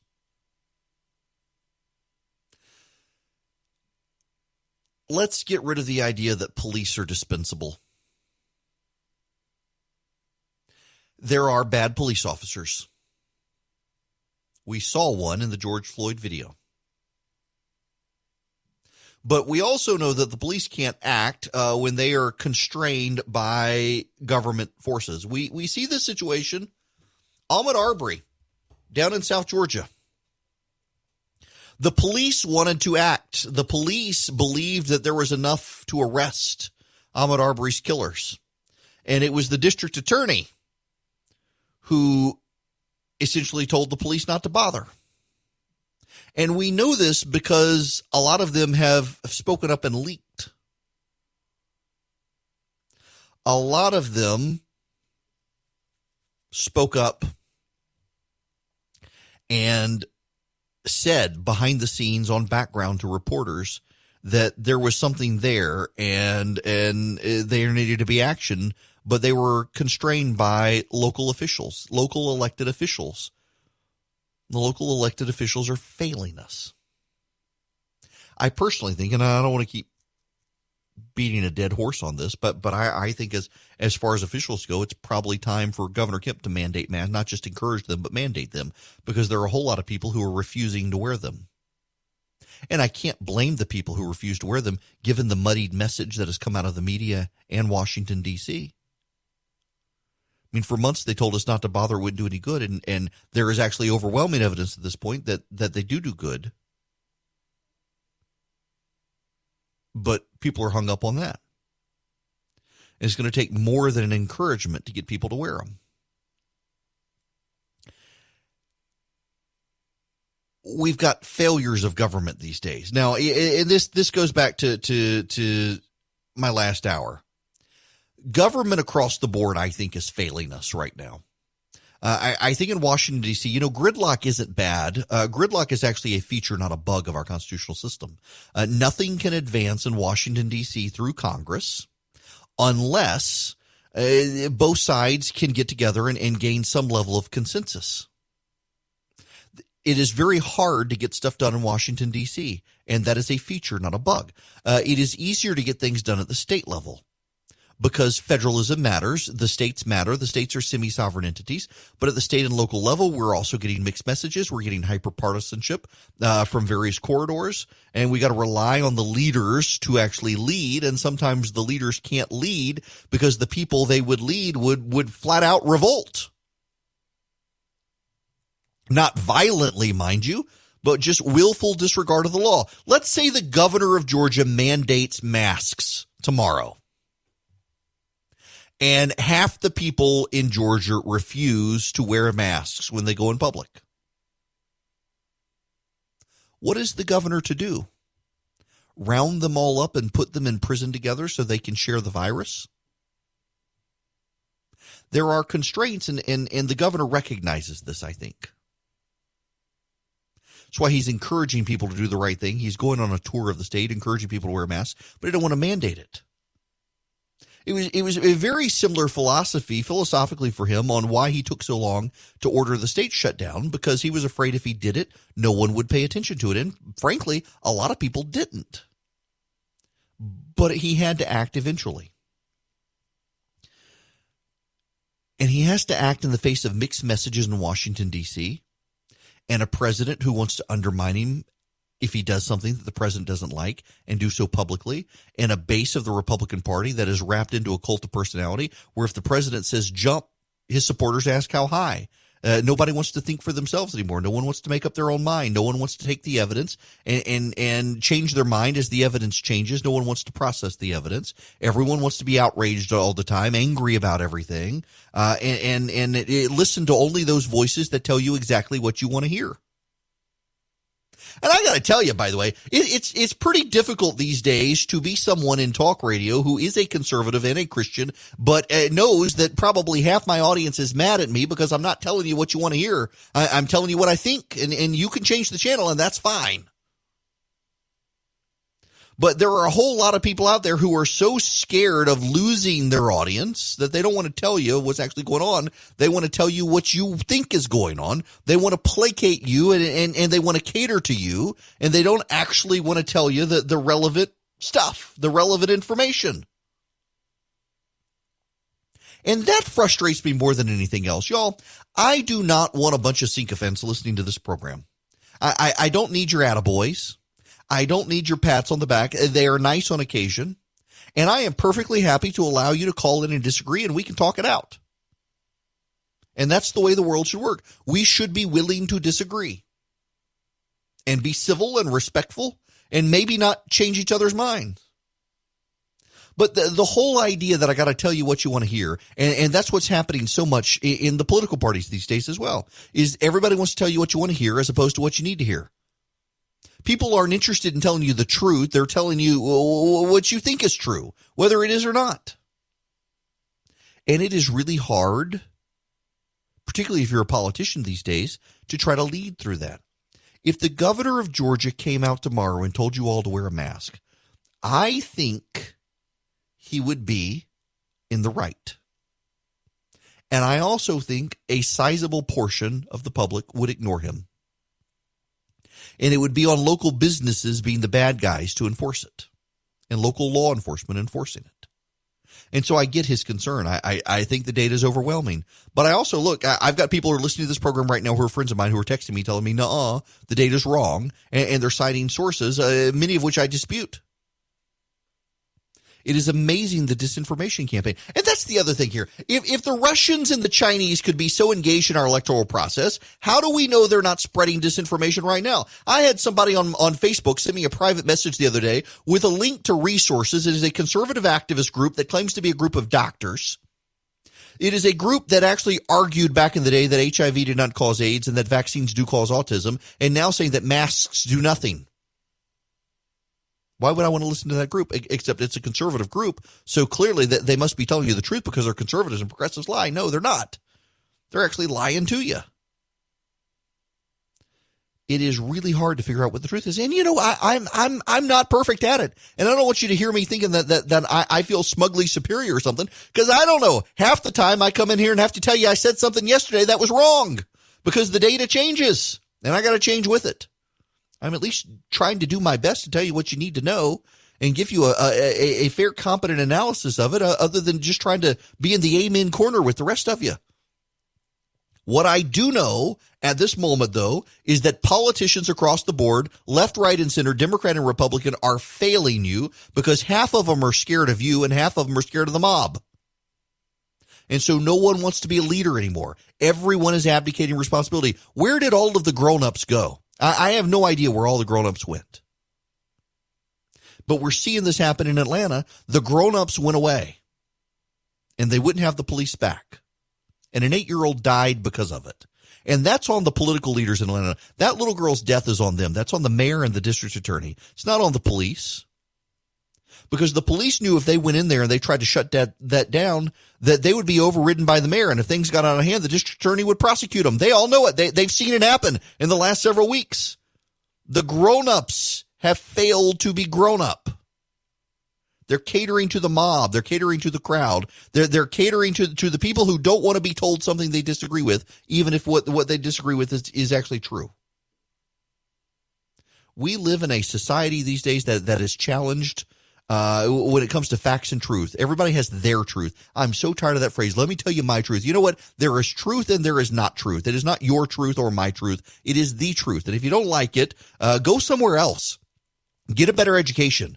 Embrace Jesus, who actually is the truth. If you quibble with the idea that there is truth, please stop calling yourself a Christian. because he's the truth. And so you and I have a commitment to the truth. And too many politicians these days would rather lie to stay in your good graces than tell you the truth. You can be a part of the program. You can call in 877-97-ERIC. In fact, let's go to the phones to Clarksville, to Pat. Welcome to the program. How are you? Oh, great, Eric. I just wanted to leave a message. I didn't know I was going to talk to you. My husband's wife passed away 16 years ago. I mean, he remarried me. Anyway, he just received a voter registration for her. She's been gone 16 years. You were talking about the cat, so yes. I just thought I would tell you about this. Man, listen, I'm glad you did. And again,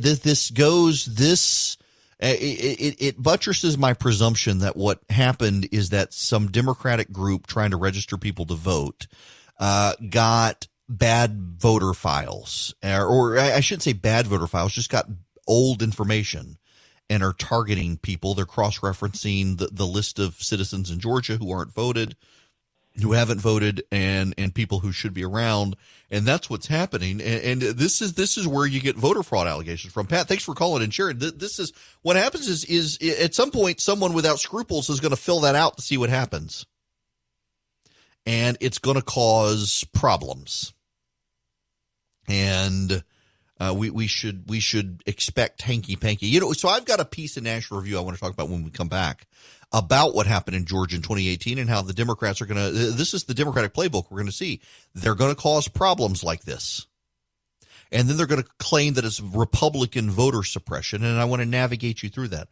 Right now, though, I want to play this ad for you. David Perdue has his first ad out, and I haven't heard it yet. And I want to play it with you. We'll hear it for the first time. It is called Patriot. That is his first ad. Contrary to what the radical left is saying, America has been and still is the greatest country in the world. We are the shining city on the hill. Many Americans have died defending it. Now it's up to us to protect what the rest of the world envies. Economic opportunity for everybody. Limited government. Individual liberty. I will not let John Ossoff destroy the American dream for our children and our grandchildren. I'm David Perdue, and I approve this message. So a lot of people are saying, hey, notice he's not mentioning Donald Trump. And yes, that's a fair point. He's not mentioning Donald Trump. But also the race is about him and John Ossoff, who he's mentioning. Listen, there is concern. There's no way to dance around it. I'm going to tell you what I know to be true and not try to placate you. There are concerns among Republicans here in Georgia that the state is rapidly trending Democrat, at least at the presidential level, and that may blow back and hurt Republicans down ballot. But what the data also shows is that the people who define themselves as their own person as opposed to tied to the president, actually on the Republican side, the voters are still Republican. They just don't like Trump at this point. Now, and that's not to say you don't. I know plenty of you do. Anecdote is not data, and I'm trying to tell you what the data shows. Now, the big difference between now and 2016 is that in 2016, people who hated Hillary and Donald Trump voted for Donald Trump. Right now, the people who hate Donald Trump and Joe Biden are voting for Joe Biden. And that's a significant data point among the Republican strategists who are looking at the way this race is shaping up. It is no surprise that David Perdue is defining himself not as a Donald Trump whisperer, as some people have called him, but as his own man, as Georgia's senator. And Ossoff is raising money hand over fist. Ossoff is raising a ton of money. Perdue, however, has deep pockets, and he also can do that. Perdue also is fairly popular. Even in the suburbs in Georgia, people like David Perdue. Frankly, this is one of the issues that Kelly Loeffler has to deal with, not David Perdue. And I don't mean this disparagingly. Please don't take this as a criticism of Loeffler. The governor wanted a woman who women in the suburbs could relate to as a way to help the GOP. And I don't know that a lot of women in the suburbs relate to a multi-millionaire executive, female, who's not a mom. And I don't mean that disparagingly. I just mean that people connect with people who look like them. And Loeffler's got to work on that. Say what you will about Doug Collins, but Doug Collins has an all-shucks mannerism and a relatability that Loeffler doesn't have. And it's something that her campaign is going to have to figure out. And luckily for her, they got time because that election's not until November. Perdue at the end, there's an image of Perdue, and he's wearing a jean jacket, a blue shirt and a jean jacket as he walks in the field. I'm David Perdue, and I approve this message. He's otherwise in a suit staring at the camera, almost too close to the camera, uncomfortably close. Can't see any nose hair. Got that trimmed. That's good. But he is making it about himself, and he wants to be in the camera because he wants to be defined by himself. And he's rapidly trying to define Jon Ossoff as a tool of the radical left. And there is plenty of data out there that suggests that this could be a winning message for Republican candidates. As voters don't like the president, they've soured on the president, but they are actually scared of the left. Now, I genuinely think that the coming war in the Democratic Party is going to be epic. It is going to be worth watching. And the reason I say that is because the only unifying force in the Democratic Party right now is hatred of Donald Trump. And if he loses in November, the Democratic Party is going to be at war with itself over what it stands for. And Joe Biden is a corpse unable to lead that party forward. It is going to be tremendous to watch. So let's talk about what's going to happen. I've actually got a piece in National Review, in the magazine, no less. I'm rather proud of myself. They asked me, literally, I kid you guys not. So I got an email from one of the editors at National Review on the 2nd. No, July 1st. Got it on July 1st asking if I could write something for them, but the deadline was the 3rd. So 2 days. Asked if I would write something with a 2-day deadline, and I said yes. And even though I'm packing up, trying to head to the beach, getting everything done so I can get out of town, I was able to do it. Got to the beach on the 4th and spent that afternoon having to go through edits. And then on the 5th, they had a galley copy for the magazine, but it worked out well. And it'll be in the upcoming issue for National Review. And the headline is The Voter Suppression Myth. And I'm going to read what I wrote. Both parties engage in myth-making to justify defeats or amplify wins. Since 2016, media dominated by the left and sympathetic to the Democrats have pushed myths as justification for failure. Russia stole the 2016 election. It couldn't be Hillary was a terrible candidate who got beat. No. It had to be theft. Grievance increasingly fuels the American political landscape. The Republicans are fundraising off of tearing down statues. Democrats are fundraising off of beating Trump. Everything is bad. Everything is terrible. Give us money and we'll solve it. And they never do. After 2018, grievance combined with white guilt gave rise to the mythology of voter suppression.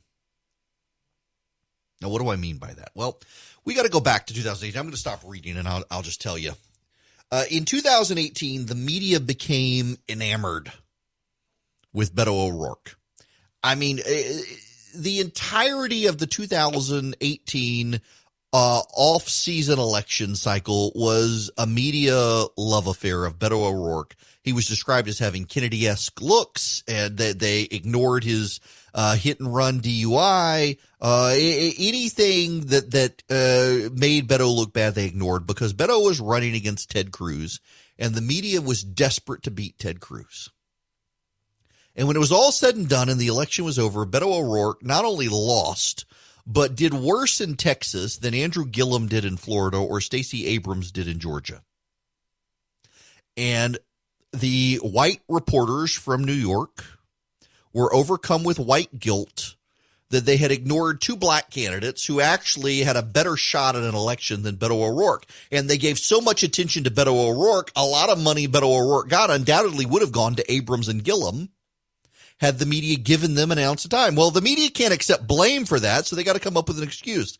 And what it was is voter suppression. It had to be voter suppression because Stacey Abrams said so. And whatever Stacey Abrams says, the media takes as gospel truth. Now, here's the reality. Stacey Abrams is not really good at voter registration. The Democrats have poured money into her efforts, and she has outperformed Republicans at registering voters, but she's failed to turn them out. So in 2014, Georgia saw a 50% rate of registered voters voting, and in 2018, it was 61% of registered voters participated. Minority voter participation set new records. Minority voter registration set new records. On Election Day, Stacey Abrams received more votes in Georgia than Hillary Clinton received 2 years earlier. But here's what everyone seems to miss. And I've said this so much on this program, actually. Charlie, my producer, said, you're starting to repeat yourself. You don't need to go down this road anymore. It's time to resurrect this in light of this piece I wrote for National Review. Stacey Abrams' campaign and the Democrats registered almost 1 million people in Georgia in 2018. 1 million people. Do you know how many of those newly registered voters turned out? They registered almost like 980 or 890,000 people. They came close to 1 million registered voters. Do you know how many people actually showed up with those newly registered voters? Less than 100,000. So out of 1 million newly registered voters, less than 100,000 of them showed up. Abrams improved Clinton's vote by 45,000 votes. A lot of those 100,000 people voted for Brian Kemp. Instead of acknowledging that it was a waste of money and a failed effort, what they had to do was scream voter suppression. And this gives you a roadmap to where they're going to head in 2020. It's why the cat is getting a voter registration list. It's why a woman who's been dead for 18 years is getting a voter registration list. What's happening is the Democrats are going to flood voter registration files. That's what they did in Georgia. Remember, they accused Brian Kemp of purging 1.5 million voters. Well, what did Brian Kemp actually do? A law passed by Democrats in the 90s requires that if a voter has not voted in 7 straight years, the voter needs to be removed from the voter rolls. And in 2015, you can only do it in odd-numbered years. You can't do it in even-numbered years. So in 2015, the 2014 and 2015 rolls should have been purged. Democrats filed a lawsuit to block the 2014-2015 voter purge. That lawsuit wound its way through the courts for a couple of years. It got to 2017. They lost, and the Secretary of State, then Brian Kemp, had to clean the rolls from 2014, 2015, 2016, and 2017. That was 1.5 million people. Normally, it's not that high. But it was that year because they had 4 years of voters, actually 5 years of voters, to clean up. And so the Democrats concocted this and then claimed it was a voter suppression effort. Now, that wasn't the only thing they did. Remember as well, in 2014 and 2016, Stacey Abrams flooded the voter registration files for the Secretary of State. And it was a bunch of inaccurate information. There were 53,000 voters in the pending voter registration file before Election Day in 2018. Pending voter registration files are people who they're either about to turn 18, they registered to vote within 6 months turning 18. When they get to 18, they become registered voters, or it's people they need information from. Because remember, you got to have your Social Security number to vote. And overwhelmingly, 75% of the people, of those 53,000 people, 75% of them had bad information, wrong Social Security numbers or wrong addresses. 23% of those people were actually people registered by Stacey Abrams' own New Georgia Project. So 23% of the people who were registered to vote were registered by Stacey Abrams' group, and they put in the wrong information and then used that against Brian Kemp, who couldn't register the people because they had bad addresses. They've never heard from them, by the way. The Secretary of State's office, some of these people were registered in 2014, and they've never showed up to vote, and the Secretary of State can't find them. And so they're in the pending voter registration file, and they were all handed in by Stacey Abrams' group. But suddenly in 2018, it was proof of a voter suppression campaign. They screwed up the paperwork and then claimed it was the Secretary of State suppressing voters. And then remember, there was the electronic voting machine shortage in 2018 in the metro area. It caused long lines, voter suppression. People got fed up. They left. The Democrats filed a lawsuit. And they got a federal judge to impound a bunch of electronic voting machines in DeKalb, Gwinnett, Cobb, and Fulton County, claiming the machines were bad. And then they had election day and they didn't have enough electronic voting machines because the machines were impounded by a judge. They said, oh, voter suppression. The state hasn't given us enough machines. No, it's the Democrats had the machines locked up so they couldn't be used. That's why there were long lines. And then there's Randolph County. Remember Randolph County? Randolph County is in southwest Georgia.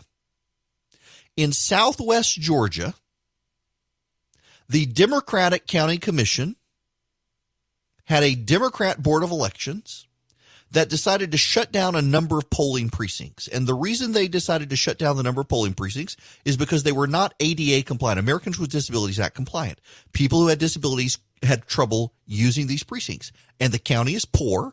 It had been ravaged by a hurricane. It did not have the money to upgrade these voting precincts. What they were going to do was shut down the precincts won by Donald Trump. All the Republican precincts were going to be closed down. It was the Democratic precincts that would stay open. But Stacey Abrams, the ACLU, and the National Democrats rushed out that this was further proof of voter suppression. They had hired a consultant backed by Brian Kemp to shut down voting precincts, and they were going to shut people out of the vote. They're going to disenfranchise people as voter suppression. No.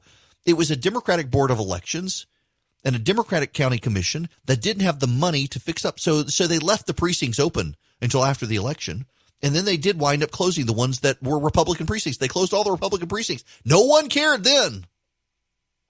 The national media, all of these stories I just went through, the national media reported every single one of them as if it was a real case of voter suppression. It was actually manufactured by the Democrats, knowing the media would pick up the case, pick up the story and run with it and put it in the worst possible light for Republicans to manufacture the mythology. It's not that Stacey Abrams lost. It's that voters were suppressed. To this day, you will find Democrats nationwide who believe it based on these stories. The national media working with the Democrats generate these stories. You know, you talk to Georgia political reporters, by the way, and they're deeply frustrated with the way the national media covered 2018 here in Georgia. In fact, I talked to a reporter who will go nameless, who's a Georgia reporter, well known, who was in Middle Georgia and had a national reporter come in the last 2 weeks of the campaign, convinced Stacey Abrams had it in the bag. By the way, this national reporter is now convinced it was voter suppression that lost her the race. This national reporter came in and was convinced. And the Georgia reporter said, no, she's not going to win. We just had a hurricane devastate South Georgia crops, and Stacey Abrams is touring South Georgia telling farmers they don't have to be in the farm industry anymore. They don't need to be in the ag industry. They can go up to Atlanta and get a good job. You can't go through South Georgia disparaging farmers and expect to win. And the national reporter was caught completely clueless by this. The national reporter believed the Abrams camp. There is an underlying disdain right now for Republicans in the national press. They are not believed, they are not taken seriously, and they are second-guessed. And the Democrats are taking advantage of that by manufacturing these stories of voter suppression to try to drive up sympathetic coverage to the Democrats and explain away their losses. It is voter mythology. Remember, if Donald Trump wins in November, all the polling suggests he's not going to win right now. But it's summer polling. The trend lines in the summer are always bad for Republicans. Let's say he turns things around.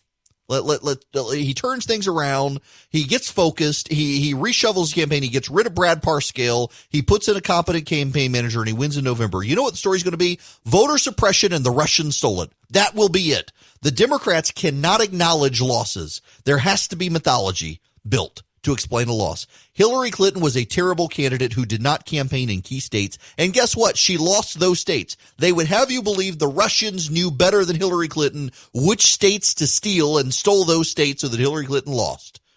It is fabricated mythology. And they're going to do it again. They're going to do it to the GOP. They're going to do it here in Georgia. If Loeffler or Collins wins, if David Perdue wins, if the president wins Georgia, it's all going to be voter suppression. And it'll be a gear up to 2022. With Stacey Abrams running against Brian Kemp. The playbook for how the Democrats will lose badly and lie about it in 2020 was written in Georgia in 2018. All you got to do is pay attention to how they concocted this mythology and then ran it nationally. And not a single reporter in Georgia was paid attention to by the national press as a result. Aren't you glad I'm back from vacation? I suspected you were. So there's big outrage over the Catholic Church getting $1 billion in PPP money, which reminds me, it looks like they're extending the program again. And if you need it, my friends at First Liberty Building and Loan in Noonan, Georgia can help you get into it. It is firstlibertyga.com is their website. You can apply on their website. By the way, don't just go to First Liberty if you are a business wanting into PPP. If you're a business that needs access to capital to grow, and we're talking like in the tens of millions of dollars range. You need access to capital to grow your business, to invest in your business. Reach out to the folks at First Liberty. That's what they do. They've been doing it since 1993, helping mid-sized businesses become big businesses and big businesses become bigger businesses. It is their specialty. They're good people, and they want to help you. It's not just PPP at First Liberty. It is growing your business and getting you the access to capital you need. Go to firstlibertyga.com. So the Catholic Church got over $1 billion in PPP money. And there is outrage on the left that the Catholics got this money. So even David Graham, who's a liberal writer at the Atlantic, is lamenting people blasting PPP because a group they don't like got money. And that really is the craziest thing here. A group you didn't like got money, therefore they're bad. Now listen, there were companies that I think handled it badly. Take Ruth Chris, which wound up giving the money back. Ruth Chris, multi-million-dollar nationwide restaurant chain, was able to get money, and it was big banks. Like I think in their case it was Chase. I think, don't hold me to that, but I think it was Chase. Holds a lot of their debt, was able to navigate them into the PPP program, and a lot of small businesses couldn't. Big businesses got there first, and that was part of the problem with the program, which is why they extended it and other people were able to get into the program. But ultimately, companies were saved by getting into the PPP program. And it is remarkable that on both sides of the aisle, people are attacking companies they don't like for getting money. It's like the Goya Foods thing. That's got to be the most absurd thing I've seen. A man who has said nice things about Barack Obama had the audacity to also show up at the White House and say something nice about the president of the United States, Donald Trump, and the left is boycotting Goya Foods. And how heartless is it? You've got liberals who are showing that they're throwing out their Goya food, putting it in the trash can. Why not donate it to a food bank? You've got starving people in a global pandemic, and you uppity people on the Upper West Side of New York who want a virtue signal are throwing away your food instead of giving it to a food bank where it could be some good. Rather let the people starve than have them eat beans from a company with someone who says something nice about the president. You people are pathetic. But that's where we are. It is a cult on the left. It is a religious, it really is religious for these secular atheists. The man had the audacity to say something nice about the president, so we must destroy his business. How dare you? There is cancel culture on both sides. You know, I've had about a dozen people. I wrote my piece this morning on Substack. I've had about a dozen people cancel their subscriptions. They were outraged. I actually wrote that the left and the right both engage in cancel culture. When confronted with views they don't like, that they want to punish the person and shut them down. And a dozen people decided to cancel their subscriptions because I had the audacity to offend them with what I wrote. They couldn't handle it. And the left, though, is more notorious about it than the right. And the left has more clout to be able to do it because they've got so much influence over culture and the media these days. They do it and they try to punish people. We're seeing this Goya Foods thing is absurd. It's like the pressure over the Redskins. Who cares? The Redskins, by the way, they've handled this badly. If you haven't heard this, the Redskins announced that they are that they are going to change the name of the team. FedEx pressured them into doing it. The chairman of FedEx is on the board of the Redskins, is like a shareholder in the Redskins or some such. They play at FedEx Field. FedEx wanted them to change their name. They've decided to change their name, but they're not going to tell us what their name is. And the reason they're not going to tell us their name, apparently some lawyer in Washington, D.C., has taken trademarks on like every single name possible in Washington. You gotta admire the entrepreneurship of this guy. It takes a lot of money to file trademarks. This guy has filed trademarks on virtually the Washington Warriors, the Washington Swamp Creatures, the Washington, just on and on. It goes with what this guy has filed names for. And so the Washington Redskins are now having to fight for their trademark for the new name that they want. And they apparently let the Washington Warriors, which allegedly is what they wanted, they let the trademark lapse like in the last year or two and now want to get it back so that they can change their name. They should be like the Washington Swamp Creatures or something like that. The Washington Anonymous. That's what they are right now. Maybe they should stick with that one. The media pressure to bear on this stuff is ridiculous. And that's essentially where we are now. Both sides want to bully their other sides. They're coming from gun manufacturers and the like, shutting them down on social media. Speaking of gun manufacturers, I have heard good things from multiple people in this audience who have reached out to True Precision. And let me here at the end here, give them a shout out because they really are a great company. If you've seen me on social media, you've seen pictures of the gun I got from them. If you don't know what True Precision is, you can get custom barrels and slides and triggers from True Precision. They don't manufacture guns. They manufacture parts for guns. So you got a Glock, a number of other brands. Go to true-precision.com. I got a Glock 43X from them, and the gun is a work of art. It is beautiful. It's also small. I needed something for concealed carry beyond my Glock 19, which just isn't convenient for concealed carry. Great gun. I love my Glock 19, but it's just too big for concealed carry, really. So I got a Glock 43X, and I went through True Precision, and the slide, the barrel, everything, I got to pick out the individual pieces. You can do that, too. If you want a work of art beyond just gun, what you do is you go to true-precision.com, true-precision.com. And go there. You can buy the slides. You can buy the barrels. You can pick them out. They'll send them to you. And if you put in my first name, Eric, E-R-I-C-K, at checkout, you'll get 10% off. So you can get a 10% discount on your slide, your barrel, your trigger, but you got to go to True Precision. It's true-precision.com. You can go to my Instagram feed at EW Erickson and see the gun. Just scroll through my timeline. You'll see my gun. It is gorgeous. I love this sucker, and I love True Precision. I'm so delighted they're a sponsor. True-precision.com.